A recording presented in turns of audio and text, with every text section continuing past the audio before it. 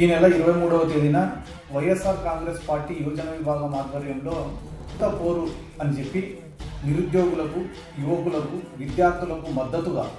ఏదైతే కూటమి ప్రభుత్వం ఫీజు రియంబర్స్మెంట్ చేస్తామని, ఉద్యోగ వృత్తి ఇస్తామని చెప్పి,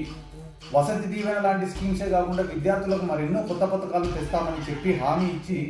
ఏ రకంగా మోసం చేసిందో ప్రపంచానికి తెలిపే విధంగా జిల్లాల కలెక్టరేట్ల ఎదుట యువజన విభాగం ఆధ్వర్యంలో నిరసన కార్యక్రమం పెట్టడం జరిగింది. కార్యక్రమంలో పెద్ద ఎత్తున యువకులు, విద్యార్థులు, నిరుద్యోగులు పాల్గొని ప్రభుత్వాన్ని ప్రశ్నించాల్సిందిగా, ఈ కార్యక్రమాన్ని విజయవంతం చేయాల్సిందిగా కోరుకుంటున్నాను. యువజన విభాగం అధ్యక్షుడు జక్కంపూడి రాజా గారు మరియు మేమందరం కూడా ఏలూరు జిల్లా కలెక్టర్ ఆఫీస్ దగ్గర ఈ కార్యక్రమంలో పాల్గొంటున్నాం. యువకులు, విద్యార్థులు పెద్ద ఎత్తున ఈ కార్యక్రమంలో పాల్గొని కూటమి ప్రభుత్వం ఏ రకంగా విద్యా వ్యవస్థను నాశనం చేసి కార్పొరేట్ వ్యవస్థకు సపోర్ట్ చేస్తుంది అనే విషయాన్ని ప్రపంచానికి తెలిసే విధంగా ఈ నిరసన కార్యక్రమం చేపట్టాలని చెప్పి